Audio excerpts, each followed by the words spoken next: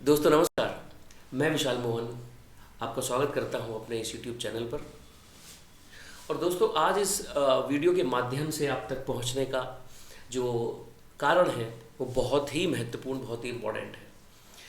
क्योंकि आज एक ऐसे मुद्दे पर मैंने सोचा कि चर्चा करें जो आज चारों तरफ एक कह सकते हैं ना, जिसके ऊपर बात हो रही है। और ख़ास तौर पर जब मैं सोशल मीडिया की बात करता हूँ तो आप और हम लोग आज लगातार सोशल मीडिया पर सबसे ज़्यादा टाइम बिताते हैं। और वहाँ पर चारों तरफ एक बड़ा इम्पोर्टेंट टॉपिक है, और खाली सोशल मीडिया पर ही नहीं, हमारे जीवन का एक बहुत ही बहुमूल्य, बहुत ही महत्वपूर्ण एक वो चर्चा का विषय रहता है।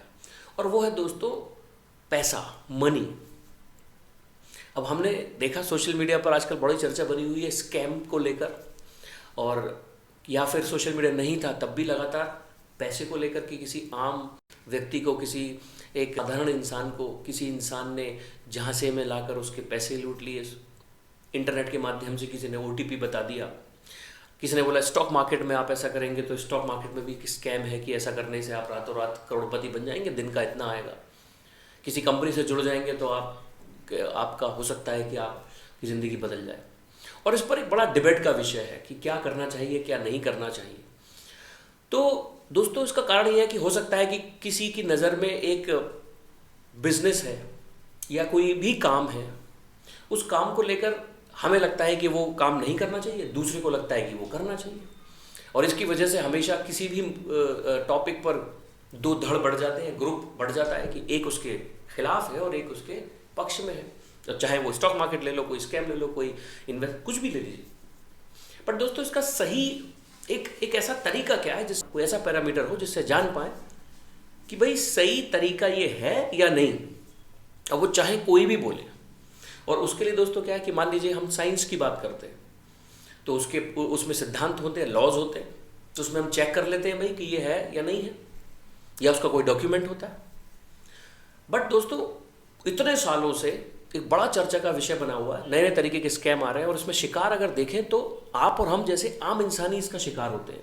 तो जो आज मेरा विषय है वो बहुत ही इंपॉर्टेंट मैंने इसलिए बोला, और लास्ट तक देखिएगा इसको। मैं आपको अवश्य बोल सकता हूँ कि इससे हम किसी ना किसी के जो स्कैम में लोग फंसते हैं उसमें ज़रूर चेंजेस आएगा, लोगों की सोचने में, और शायद हम अपने आप को भी और बहुत सारे लोगों को उससे बचने में मदद कर सकते हैं कहीं ना कहीं। तो दोस्तों पैसे की पर बात कर रहे हैं तो उसके पीछे जानने के लिए कि असल में ये है क्या पैसा। अगर कोई मुझे बता रहा है कि इस चीज़ को करने से मैं अमीर बन जाऊंगा और मुझे पैसा मिल जाएगा, तो मैं चेक कैसे करूंगा। तो उसके लिए हमें उसका आधार चेक करना पड़ेगा, उसका बेस चेक करना पड़ेगा। और कहते हैं दोस्तों किसी भी चीज़ की सटीक जानकारी तब आपको मिल सकती है जब आप उसके इतिहास में चले जाएँ। तो हिस्ट्री में बहुत कुछ मिलता है। तो दोस्तों इस मानव सभ्यता का जो इतिहास है, मानव सभ्यता जब से विकसित हुई है, कितना बड़ा चेंज आ गया। आज मैं आपको इस मोबाइल के माध्यम से बात कर पा रहा हूँ। बहुत सारी चीज़ें हैं जो अभी हमारा वर्तमान जो करंट लाइफस्टाइल है वो कितना उन्नत है।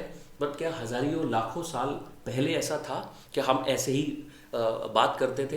क्या ऐसे ही खाना खाते थे, ऐसे ही कपड़े पहनते थे, यानी क्या ऐसे ही ज़िंदगी जीते थे? नहीं। तो बिल्कुल शुरुआती दौर पर क्या पैसा रहा होगा? क्या इतनी पैसे को लेकर लूट मार मारा मारी रही होगी?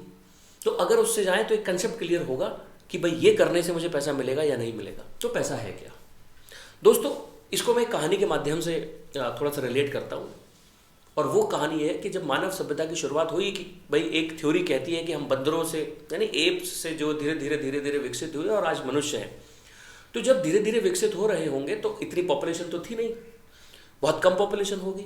इंसान जंगलों में रहता था, कंदमूल फल खाता था या शिकारी युग में शिकार करके खाना खाता था।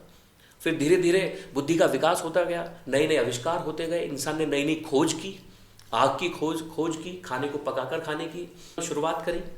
उसके बाद फसल यानी कृषि युग आया, तो वहाँ पर नई नई क्रॉप, उसके ऊपर जानकारियाँ बढ़ी और धीरे धीरे विकसित होते चले गए। तो मैं बात कर रहा हूँ बिल्कुल पुराने टाइम पर। मान के चलिए कि कुछ लोग थे जो एक साथ रहा करते थे और धरती पर बहुत कम मनुष्य थे। तो उस समय पैसा नहीं होता था, करेंसी तो बहुत बाद में आई। उस समय मान लीजिए कि एक जगह कबीले में इकट्ठे हो गए, गुट में रहना शुरू कर दिया सुरक्षा की दृष्टि से, कि अगर जंगल में रहते हैं, चलो एक साथ रहते हैं, तो गए शिकार करके या कुछ और तरीके से जो भी जीवन यापन कर रहे थे। तो उस समय की ज़िंदगी कैसी होती कि एक गांव है मान के चलते हैं, या एक जंगल में 100 लोग इकट्ठे रहते थे।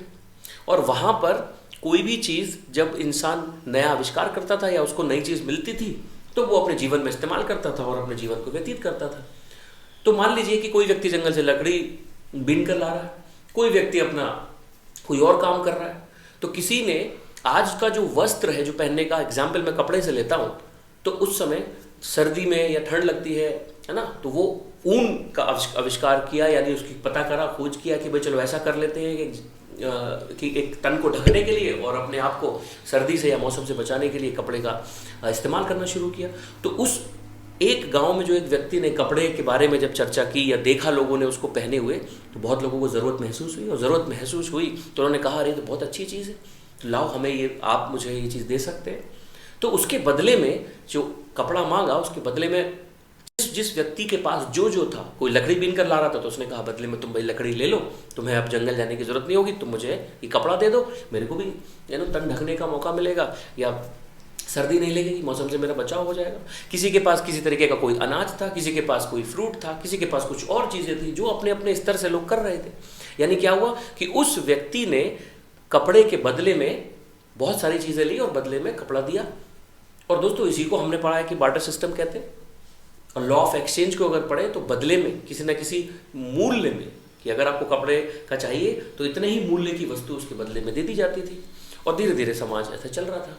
अब क्या हुआ कि जब ये चीज़ धीरे धीरे बढ़ने लगी, पॉपुलेशन भी बढ़ी, तो जो बदले में कोई खाने की चीज़ दे रहा था या कोई अनाज दे रहा था या जो भी चीज़ दे रहा था, तो उसको एक स्थान पर स्टोरेज करना, अगर वो खाने पीने की है तो ये कहीं और ले जाएंगे तो खराब भी हो सकती है। तो धीरे धीरे क्या हुआ कि वो मुश्किल हो गया उसको इस्तेमाल करना।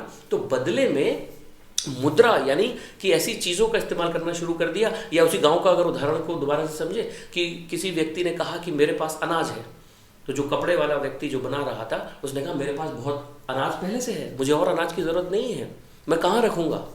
तो कोई आपस में उनका झगड़ा हुआ। कोई समझदार व्यक्ति ने जाकर बोला कि भाई एक काम करो, आप इनको दे दीजिए अभी कपड़ा, और बदले में इनको एक कॉन्ट्रैक्ट, एक एग्रीमेंट, एक नोट दे दीजिए पर्चे पर लिखकर। और वही पर्चे पर लिखा हुआ जो कॉन्ट्रैक्ट, जो एग्रीमेंट था, वही बाद में जाकर मुद्रा का रूप लिया। तो उसने कहा अनाज, अब आपके घर पर रखा हुआ अनाज मेरा हो गया, आप ये वस्त्र, ये कपड़े ले जाइए। ऐसे कोई और व्यक्ति आया कि मेरे घर पर रखा हुआ ये आइटम, ये चीज़ आपकी हो गई। तो जो कपड़े वाला जो एक व्यक्ति था उसके पास बहुत सारी पर्चियाँ हो गई, और उस पर्ची का जब जब वो इस्तेमाल करना चाहता था, जिस जिस चीज़ के लिए, वो उसका इस्तेमाल कर सकता था। तो जितना भी वस्तुएं और सेवाएं हैं, कोई भी काम करते हैं हम, कोई भी सेवा देते हैं किसी को, या कोई प्रोडक्ट यानी कोई चीज़, कोई वस्तु जब किसी को देते हैं, तो उससे एक एक्सचेंज पैदा होता है। यानी कि आप ये दो और ये ले लो, और बाद में उसी को रिप्रेजेंट करने के लिए, यानी उसी वैल्यू का, उसी मूल्य को सिर्फ रिप्रेजेंट करने के लिए, दिखाने के लिए मुद्रा करेंसी बनी। जो शुरू में अगर इतिहास में पढ़ेंगे तो कॉइन, मेटल कॉइन चला था, फिर बाद में फिर पेपर कॉइन आया, और अभी तो आप देख रहे हैं कि बैंक नोट और डिजिटल करेंसी और क्रिप्टो करेंसी, बहुत सारे करेंसी में बदलाव आए। बट इन सब का जो आधार है वो दोस्तों, या तो आप किसी वस्तु यानी किसी चीज़ का स्थानांतरण यानी एक्सचेंज करते हैं, लॉ ऑफ एक्सचेंज, जैसे आप देख रहे हैं स्क्रीन, या फिर आप किसी के लिए कोई काम करते हैं, इतने घंटे आप ये काम करेंगे तो बदले में उस मूल्य का, उस वैल्यू का पैसा आपको मिलेगा।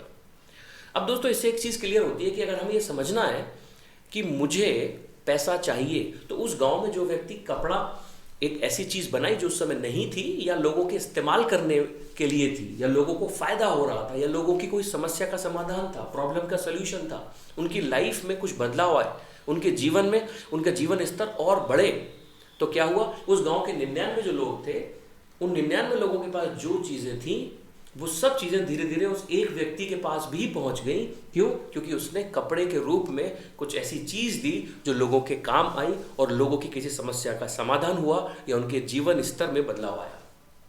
और उस समय उस गांव में, या मान के चलते हैं कि उस समय उपलब्ध जितनी भी चीज़ें थी, क्योंकि 99 लोगों के पास जो जो चीज़ें थी वो अपने अपने पास से उनको दे दी, तो वो व्यक्ति उस गाँव का सबसे अमीर व्यक्ति हो गया, क्योंकि उसके पास सारी चीज़ें थी। वो जब चाहता था वो अनाज ले लेता था अपने स्टोर में से, जब चाहता था वो कोई भी चीज़ ले लेता। तो दोस्तों ये रही परिभाषा कि कोई व्यक्ति अमीर बनना चाहता है और रातों रात अमीर बनने का कोई सपना दिखाए, तो ये लॉ ऑफ एक्सचेंज को हमें ज़रूर दिमाग पर रखना चाहिए कि ये तो स्थानांतरण है। जिस पैसे को, अगर आप मुझे देखिए, अपने मोबाइल फ़ोन में आप मुझे देख रहे हैं, तो ये तो मेरा प्रतिबिंब है ना, वीडियो है। आपके मोबाइल के पीछे क्या मैं बैठा हूँ? ओरिजिनल में, असलियत में नहीं ना। ऐसे ही उस मूल्य को रिप्रेजेंट करने के लिए पैसा चाहिए, जिस पैसे पर सारा बातें चल रही हैं और सब कुछ टिका हुआ है जिसके पीछे हम सब लोग भाग रहे हैं कि एक दिन मुझे पैसा बहुत ज़्यादा मिल जाए।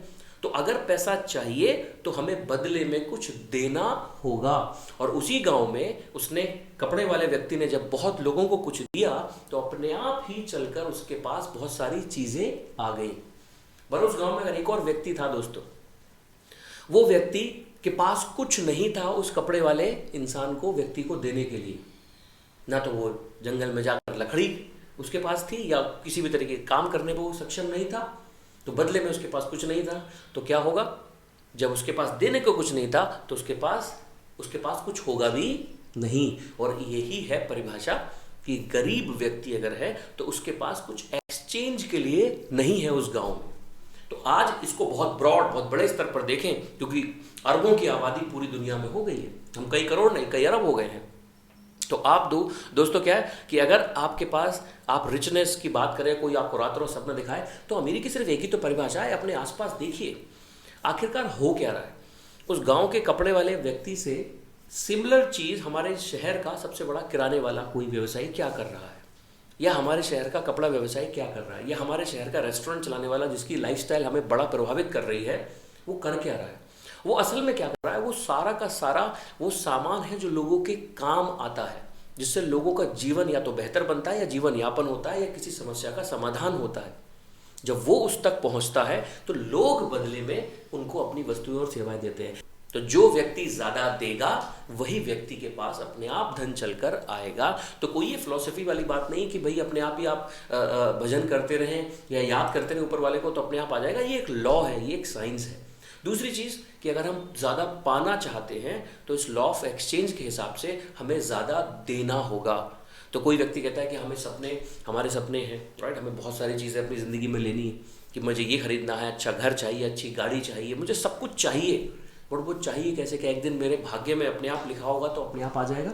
बट इस साइंस और इस विज्ञान, इस लॉ ऑफ एक्सचेंज को समझें तो उस लिस्ट में जो मुझे खरीदना है, मेरा सपनों का घर, मेरी सपनों की गाड़ी, या मुझे कहीं जाना है, मेरे लिए बच्चों के लिए अच्छी एजुकेशन, ये सब चीज़ से पहले मेरे पास क्या वो लिस्ट है कि मैं दे क्या रहा हूँ। तो एक व्यक्ति जब जॉब पे जाता है दोस्तों तो वो अपना समय देता है, वो काम करता है किसी के लिए, तो जिस अनुपात में वो काम कर रहा है जितने समय के लिए, उसी अनुपात में वो खरीद सकता है। सिंपल सी बात कि भैया मेरी सैलरी तो इतनी है, मैं तो इतना बड़ा घर नहीं खरीद सकता। तो इसको मैच करने के लिए दोस्तों हमारे को ये लॉ ऑफ एक्सचेंज ध्यान रखना चाहिए। और अगर ये पता होगा तो शायद लोगों को रातों रात अमीर बनने के लिए और किसी स्कैम से बचाया जा सकता है। वो खुद भी इसके बारे में अपने आप को अवेयर करके, जागरूक करके बच सकते हैं। सो दोस्तों ये थी आज की वीडियो। तो आई होप कि इससे आपको ज़रूर कुछ ना कुछ जानकारी मिली होगी। तो ज़रूर ये लोगों तक ये बात पहुंचनी चाहिए। तो उसमें आप ये हेल्प कर सकते हैं कि इस वीडियो को उन लोगों तक ज़रूर पहुंचाइए, खास करके युवा को, यूथ को बहुत पहुंचाइए, क्योंकि उनको बहुत सारे लोग टारगेट करते हैं कि भाई तुम हमारे साथ आइए या ये कर लीजिए और रातों रात आप बहुत अमीर बन जाएंगे। तो थैंक यू सो मच दोस्तों, मिलते हैं अगली वीडियो में किसी और इंटरेस्टिंग टॉपिक में। नमस्कार।